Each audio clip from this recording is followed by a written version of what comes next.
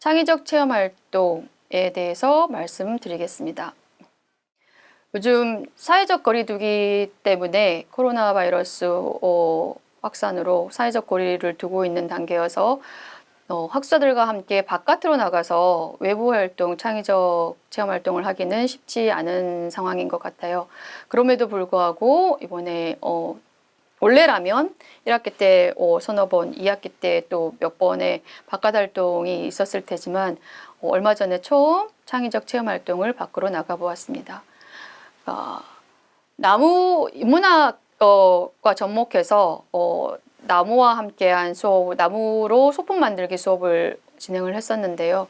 나무 주걱 만들기, 깎고 사포로 다듬고 하는 과정을 통해서 직접 이제 나무를 이용해서 소품을 만들면서 그 활동을 한 소감에 대해서 학사들끼리 서로 생각 나누기를 한 경우였습니다. 그러니까 이제까지 한 번도 이렇게 바깥 활동, 바깥에 잘 나가지 못하다가 같이 공부하는 학우들과 함께 바깥에 나가서 창의적 체험 학습을 했을 때 거기에 대한 만족감이 상당히 컸던 것 같아요. 학생들이 이런 학습을 자주 했으면 좋겠다.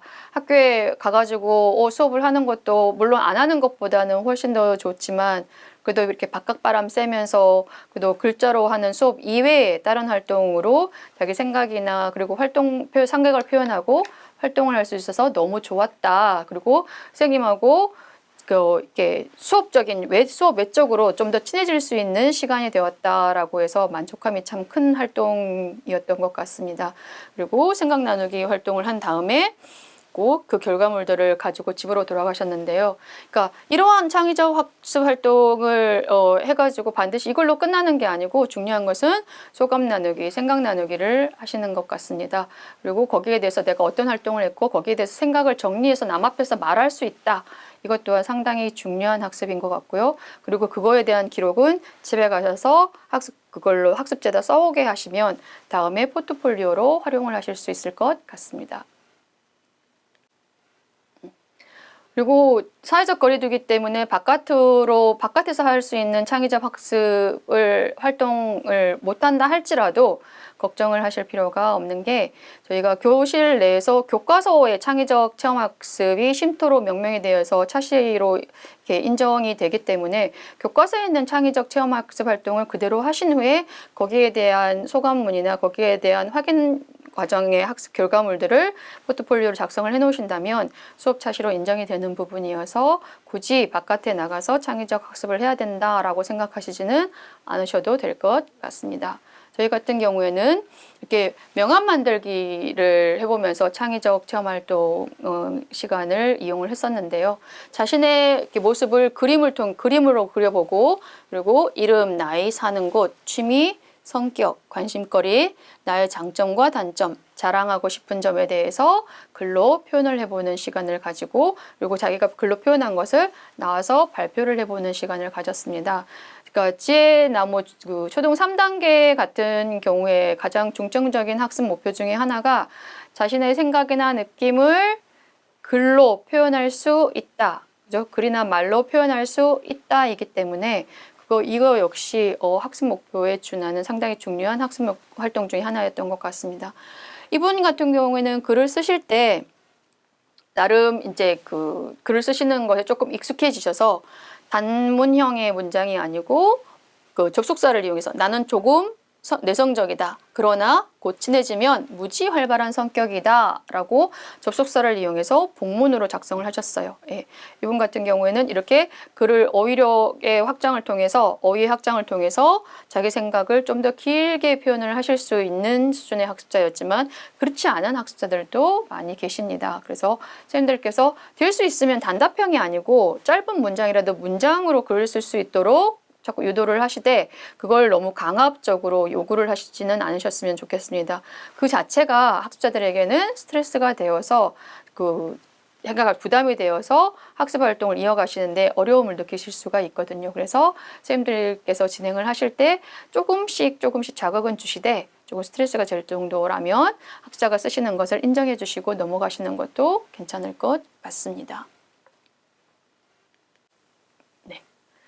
또 다른 창의적 체험학습 활동으로 이게 얼마 전에 국가문예의 달에 시와 쓰기를 했었는데 그거의 일환으로 그 글쓰기를 진행을 했었습니다. 땀과 눈물이라는 주제로 시를 쓰시고 여기에 맞춰서 그림을 그리신 다음에 시화로 완성을 하셔서 제출을 하셨는데요. 그 이후의 활동으로 시를 쓰시고 그리고 그분께서 활동하신 것들을 사진을 찍어서 이렇게 포트폴리오로 제출할 수 있도록 구성을 했습니다. 그러니까 학습자께서 코로나로 인해 가지고 수업을 못하면서 느꼈던 그런 부분들 그리고 그 딸에 대해서 느낀 점들을 글로 표현을 하셨었는데요. 간호학을 공부하는 딸이 엄마 나도 자원봉사 지원할까? 할 때 가슴이 쿵 내려앉았다. 힘들게 고생하는 의료진을 보면서 코로나 환자들의 고통을 보면서 정작 내 자식만은 보낼 수 없다는 이기심에 선뜻 허락할 수 없었다라는 시작하는 시인데요. 이런 활동을 통해서 자신의 생각을 바깥으로 끄집어내고 그 생각을 바깥으로 글이라는 매개를 통해서 표현할 수 있도록 하는 시간들이었었는데 이 역시 마찬가지로 굳이 밖에 나가지 않더라도 교과 내에 그 단원에 대한 체험학습이 구성이 되어져 있지 않더라도 실내에서 창의적 체험학습, 창의적 체험활동으로 하실 수가 있고 차시 인정이 가능합니다. 그리고 창의적 체험학습의 일환으로 모의투표를 진행을 해보았는데요.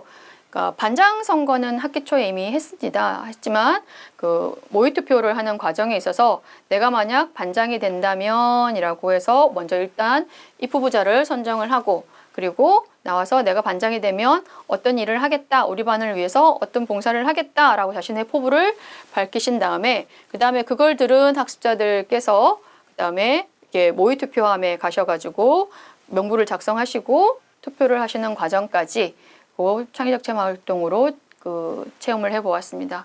이거 같은 경우는 교과의 사회 과목에 보면은 민주시민사회라고 해서 단원 구성이 되어져 있는데 그거에 연계활동으로 이용하실 수도 있습니다. 사회적 거리두기 때문에 바깥으로 나가지 못하는 거에 대해서 제약이 있지만 실내에서 하실 수 있는 창의적 체험 활동들은 여러 가지 다양하게 구성하실 수가 있으니 이용을 하시면 좋을 것 같고 그리고 워크북을 통해서 교과 워크북인데 워크북을 통해서 또 확장학습, 보충학습을 진행할 수도 있습니다. 투표를 해야 되는 까닭, 투표 용지에 기표하는 표식이 어떤 모양일까 다시 한번 확인을 해보고 그리고 투표하는 순서에 대해서 확인 학습을 할 수 있는데 그러니까 사회 과목을 그 교과 단원을 공부하시면서 민주시민사회에 대한 교과를 하시면서 바로 이 워크북을 활용해서 수업을 진행하실 수도 있지만 이렇게 창의적 체험학습을 하시고 나서 이러한 활동을 하시는 것으로 보조교재를 이용하실 수도 있습니다. 그리고 모든 창의적 체험활동의 마무리는 소감, 나누기, 그리고 느낌 쓰기를 통해서 포트폴리오로 작성을 해서 나중에 제출하시면 되겠습니다. 네. 그리고 이거는 전통놀이를 통한 인성교육을 강사를 초빙해가지고 진행한 수업이었습니다. 그러니까 학습자들께서 바깥으로 나가지 못하는 부분에 대해서 많은 제약이 있지만 그리고 교과 단원에서 미술 수업을 통해서 처음 도화지에다가 하얀 종이에다가 내가 직접 색을 골라가지고 그림을 그리고 색을 칠하고 하는 과정을 했지만 또 다른 매개죠, 도구죠. 이렇게 어떤 게 액자 틀에다가 그리고 그림을 직접 물감을 이용해 가지고 또 그림을 그려보시는 데 있어서 또 다른 이렇게 재미거리를 찾으시고 또 다른 어떤 자극이 되어서 미술 활동에 있어서 흥미를 유발하고 앞으로 향후 이렇게 미술 활동을 하는 데 있어서 많은 자극이 되었던 시간이었던 것 같습니다.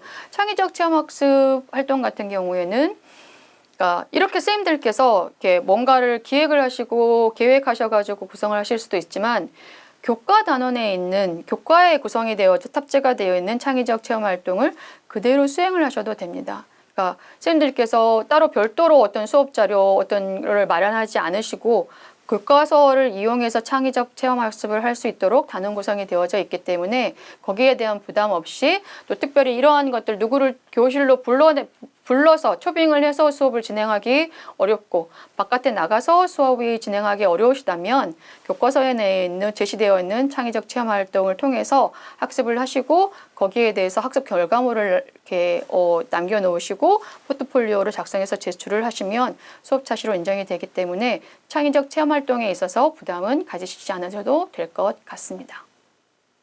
지금까지 창의적 체험 활동에 대해서 알아보았습니다.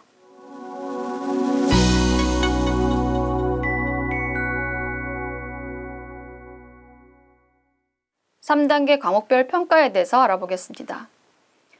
3단계 과목별 평가에 있어서 가장 중요한 평가는 두 가지가 있는데요. 그래서 바로 진입평가와 그리고 총괄평가입니다. 네. 진입평가 같은 경우에는 3단계의 특성상 그 성인문예 학습자 같은 경우에 1단계, 2단계, 3단계 이렇게 순차적으로 이수를 하셔야 되는 게 아니고 학습자의 수준에 따라서 단계별 이수제가 확립되어져 있기 때문에 수준별로 어느 단계든 학습자 수준에 맞춰서 진입할 수가 있습니다. 단 그거의 기준이 바로 진입평가가 되겠지요. 진입평가를 통해서 어느 정도 학력 점수 이상이 되시는 분들은 3단계 학습에 진입을 할 수 있도록 평가를 하실 수 있습니다. 진입평가에 들어가는 교과를 보면 배움의 나무 2단계에서 학습한 내용을 가지고 평가를 하게 되는데 2단계에서 배운 국어, 그리고 영어, 그리고 수학을 가지고 평가 내용을 구성하시면 되겠습니다. 그리고 평가 내용을 문항을 만드실 때 이렇게 문항 분석표를 만들어서 진행을 하시면 좀 더 체계적인 평가가 될 것 같습니다. 성취 목표를 먼저 정하시고 그 다음에 그 성취 목표가 어디에 나오는 건지 출제 근거를 밝히신 뒤에 상, 중, 하에 따라서 적절한 배분을 하시고 그걸 갖다가 선답형, 진의형, 선택, 그 다음에 논술형 같이 서술형 같이 여러 가지 유형의 문항으로 문제 유형으로 평가 문항을 구성을 하셔서 평가를 하시면 좀 더 체계적이고 또 학습자에 대한 좀 더 구체적인 분석을 하실 수 있을 것 같습니다. 그리고 과목별 단원 평가인데요. 그 단원에서 학습한 내용을 한번 확인하는 과정으로 필요한 평가입니다. 반드시 꼭 해야 되는 건 아니고 이거는 기관이나 그 학습자들의 수준이나 어떤 그런 거에 따라서 선생님께서 선택적으로 진행하실 수가 있겠습니다. 그리고 총괄평가입니다. 총괄평가는 3단계를 마무리를 하고 다음 단계인 중학 단계로 들어갈 수 있는지 없는지에 대한 기준이 되는 평가입니다. 그리고 거기에 들어가는 내용은 진입평가가 배움의 단계 2단계를 가지고 내용이 구성이 되었다면 총괄평가 같은 경우에는 3단계 1년 동안 배운 내용을 가지고 내용 구성을 하시면 되겠습니다. 따라서 과목이 좀 많이 들어가죠. 국어, 영어, 수학, 사회과학 그리고 음악미술 함원까지 들어갈 수 있습니다. 하지만 너무 많은 과목이 들어가다 보면 그다음에 내가 중점적으로 이 학습자가 이 단계를 마무리하는 데 있어서 또 확인이 필요하다라는 문항이 빠질 수가 있기 때문에 음악미술이나 한문 같은 경우에는 빼셔도 되고 또 선택적으로 국어, 영어, 수학만 진행하실 수도 있을 것 같습니다. 역시 마찬가지로 문항 분석표를 만들어서 성취 목표를 기준으로 출제 근거와 난이도와 문항 형태를 다양하게 하셔서 평가지를 작성을 하신다면 좀 더 체계적이고 명확한 학습자 분석이 이루어질 수 있을 것 같습니다. 지금까지 과목별 평가에 대해서 알아보았습니다. 감사합니다.